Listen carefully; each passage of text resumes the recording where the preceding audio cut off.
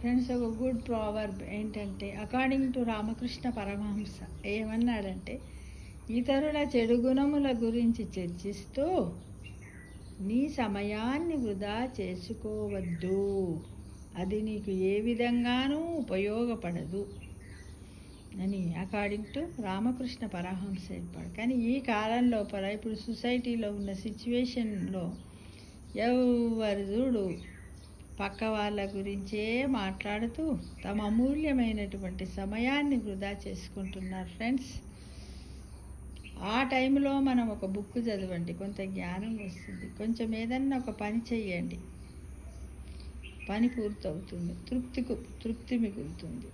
నామస్మరణ చేయండి, భగవంతుని అకౌంట్లో మన బ్యాంక్ బ్యాలెన్స్ యాడ్ అవుతుంది. ఒక బొమ్మ గీయండి, మన బ్రెయిన్ యాక్టివేట్ అవుతుంది. ఒక ఎక్సర్సైజ్ చేయండి, శ్వాస తీయండి, మన ఊపిరితిత్తులు యాక్టివేట్ అవుతాయి. కళ్ళు మూసుకోండి, మన కళ్ళకి ఎక్సర్సైజ్ అవుతుంది. ఇంకా నడవండి, మన కాళ్ళు ఎముకలు బలిష్టంగా తయారవుతాయి. నవ్వండి, ఒక హ్యాపీ హార్మోన్ నైట్రస్ ఆక్సైడ్ ఉత్పత్తి అవుతుంది.